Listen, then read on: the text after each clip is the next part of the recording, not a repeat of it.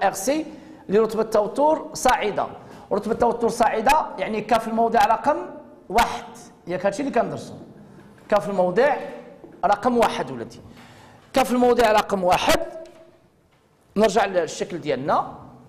كان عندنا المولد عنده واحد القوة كهرومحركة اللي هي او. ك في الموضع رقم 1، شوفوا مزيان هاكا في الموضع رقم 1. هنا كاين الموصل اومي ار وكاين المكتف ولدي ويجي هكذا. هاد القوة الكهرومحركة بالنسبة لنا هذا الموجب وهذا سالب.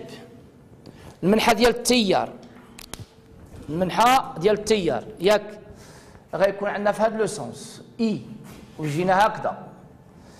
هذا باش يكون عنده اصطلاح مستقبل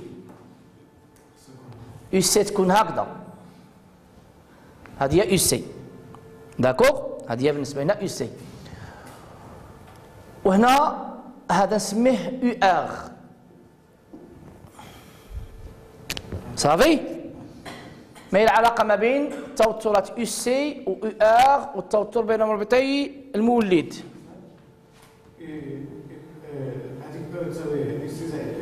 هذا التوتر ديال المولد اللي هو او ياك نقدر نقول يو بي ان، تقدر تقولوا يو بي ان، ها هو بي ان. يو بي ان هو او كيساوي يو ار زائد يو سي داكوغ. اذا هنا حسب اضافيه توترات عندنا يو بي ان اللي هو او كيساوي يو سي زائد ولادي يو ار، يو سي زائد يو ار.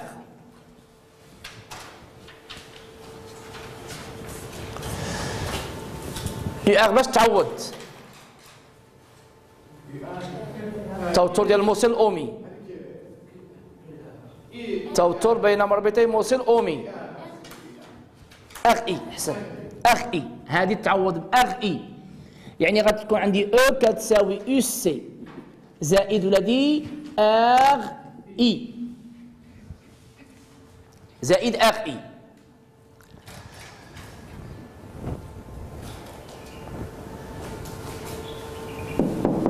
تبعونا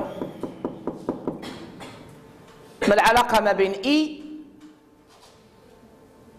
وشحنة المكتف؟ العلاقة ما بين اي وشحنة المكتف شنو كتساوي؟ دي كيو على دي تي. والعلاقة ما بين الشحنة والتوتر يو كتساوي كيو على سي ياك. إذا عندنا سيدي كيو كتساوي سي فوا يو سي. هاد السي اللي كنكتب هنا ولدي يو سي سي ان انديس ماشي مضروبة، يعني توتر المكتف. ها هي السي، هذه يو سي يعني التوتر ديال المكتف فقط. عندنا كيو كتساوي سي فوا يو سي، يعني هاد اي تبع معايا مزيان. اي هاد اي غادي نقدر نكتبها هي دي سور دي تي ديال سي فوا يو سي.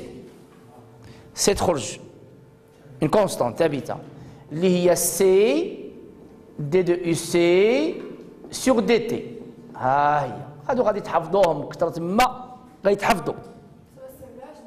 لا معليش كتبي غير العلاقه واعطيهاني بنتي، كتبي غير العلاقه هذه شنو هي وهذه هي مباشره. غتكتبي لي بنتي دائما اي كتساوي دي دو كي سور دي تي ياك، و كيو هي سي فوا يو سي. اذا اي هي سي دي دو يو سي سور دي تي صافي راه باينه.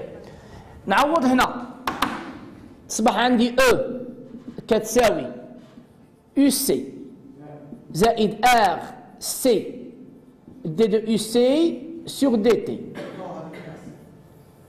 صافي. احنا وصلنا لهذه.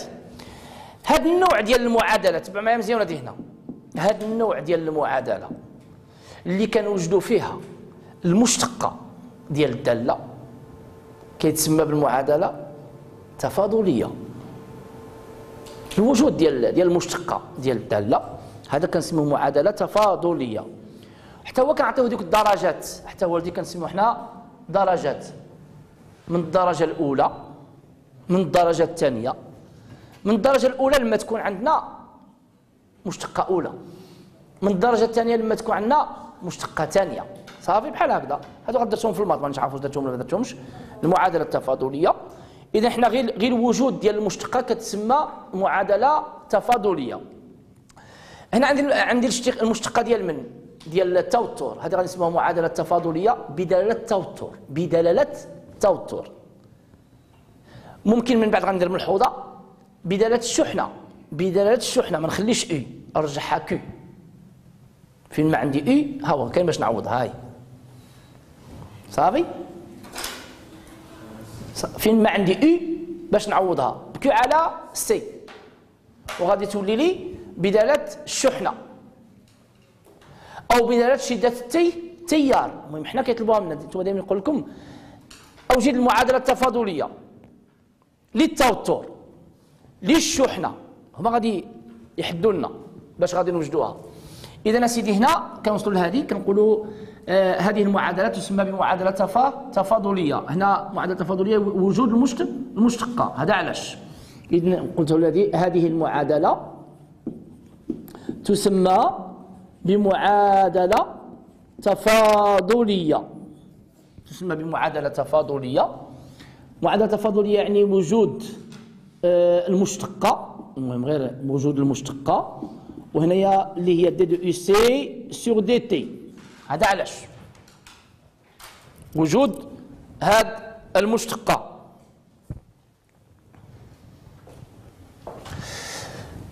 في الغالب ولادي، في الغالب هنا باش ما ننساش، في الغالب المولد كيكون فيه واحد السهم هنا ديال التوتر، والسهم ديال التوتر كيمشي من السالب للموجب. بلا ما كيكتبوا لكم هما سالب وموجب، كيدير لكم غير سهم هكا ديال التوتر دائما كيمشي من السالب للموجب في المولد، القوة الكهرومحركة. المهم غير بعدا باش كتحدد لكم ديك القطبية اللي غتكون عندكم. قلت ولادي وجود هاد المشتقة.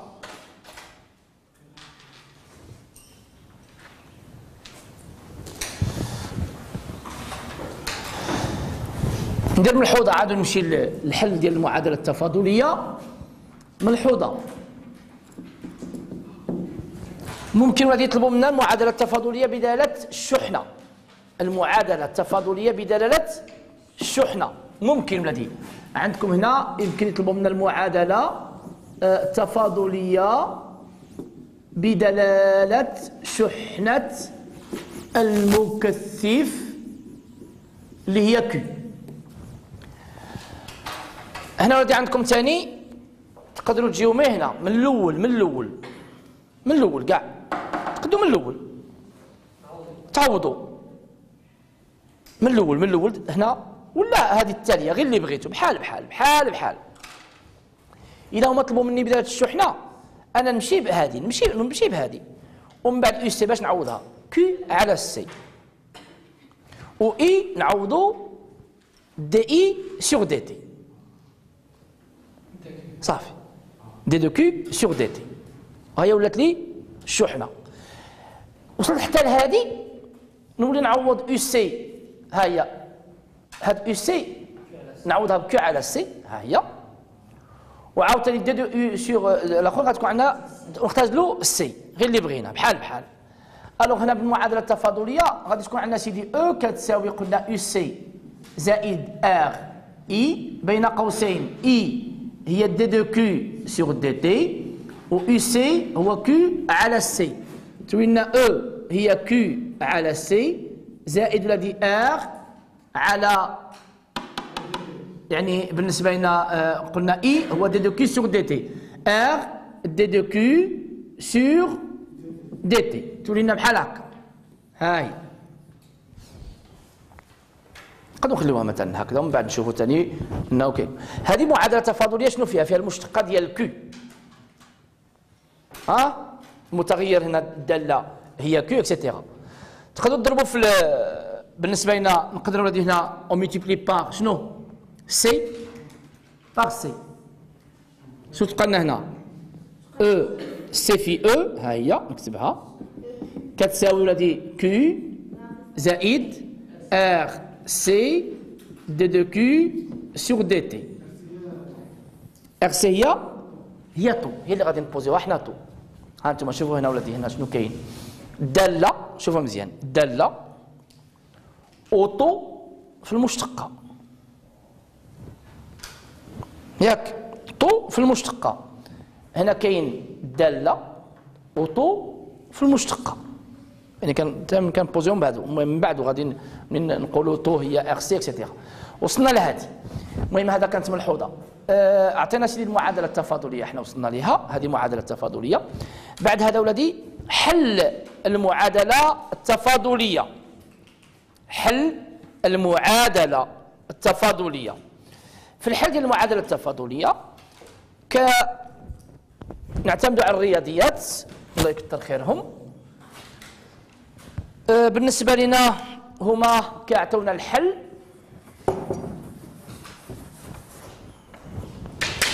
كيقترحوا لنا ولادي هنا حل المعادله التفاضليه.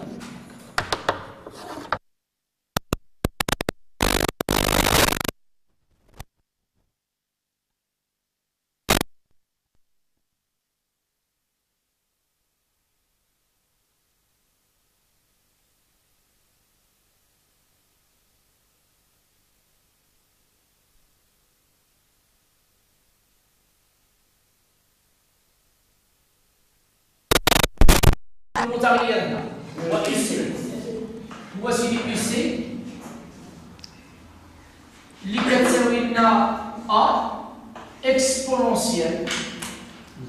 دونك يعطيوها لنا في الرياضيات كيقولوا لك هاد الشكل ديال هاد الداله، الحل ديالو غتكون واحد داله اسيه، داله اسيه على شكل ا اكسبونونسيال الفا تي، ولا بعض المرات ندير لكم هنا ناقص الفا تي، ما كاينش يعني الا كنا درت المجموع هنا بحال شي مجموع هنا غتلقاو هنا الفا، ما كاينش.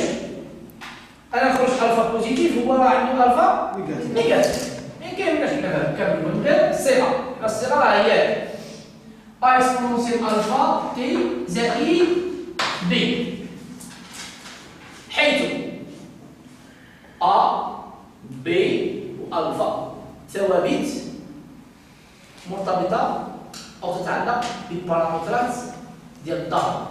كي نقول لي بارامتر ديال الدارة، شنو عندي في هاد البارامتر ديال الدارة؟ كاين سيدي عندي أو أ و سي، هذا ما كاين، هادشي اللي غايكون.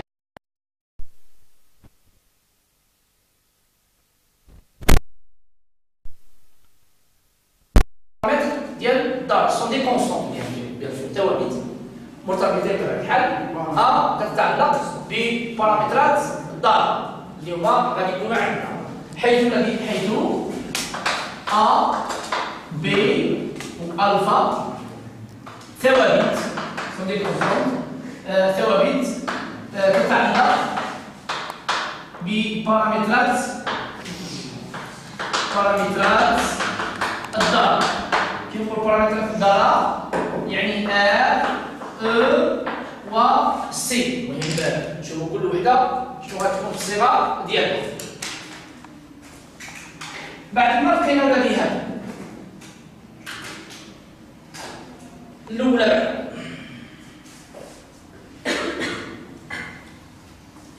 هما اقترحوا لنا هذا، هما قال لك سيدي هذا هو الحل، عرفونا ولادي هذا الحل.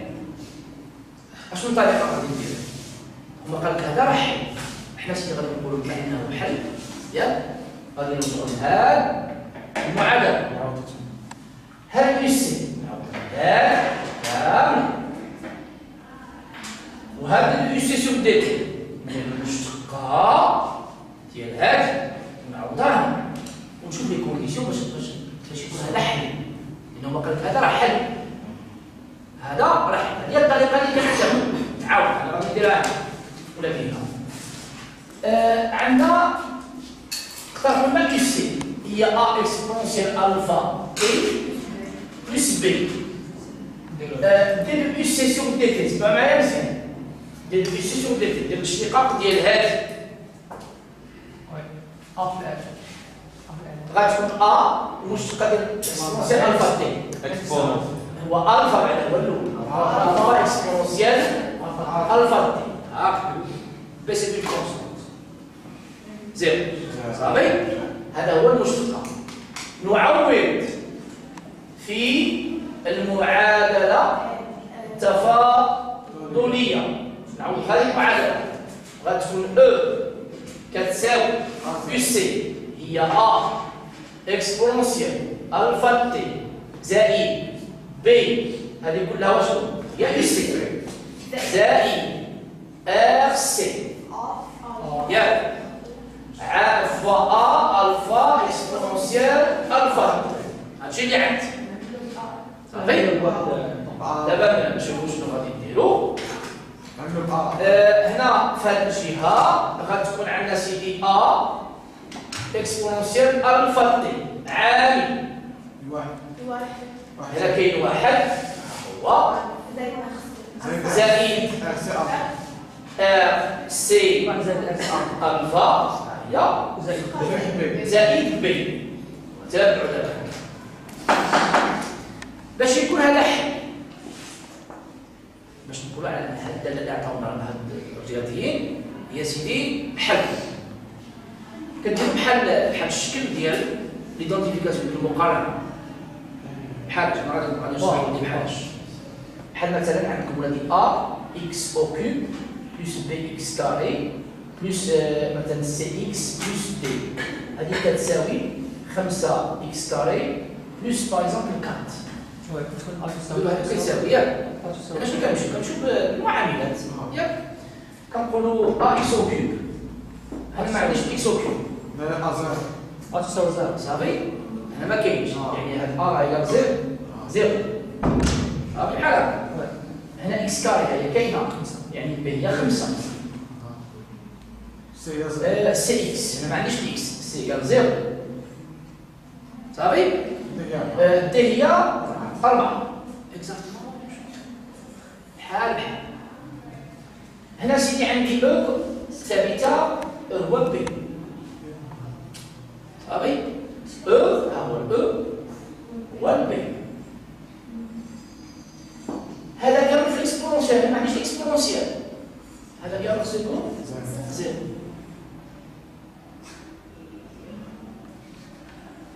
صافي عاود هذه عاود بحال هكا غنديرو بحال كنديرو لي كونتينيسيون عندي ياك بحال دابا هنا اكس او كيوب هنا ما كاينش اكس او كيوب هنا هذا زيرو هنا بديت عندي هذا في الاكسبونسيال هذا في الاكسبونسيال هنا ما عنديش بحال عندي هنا زيرو فوا اكسبونسيال دونك حتى هذا خصو يكون ايكال زيرو. هذا عدد وها هو العدد ديالو اللي كاين ما كانش شي حاجه معاه هادو كاملين يساوي هذا.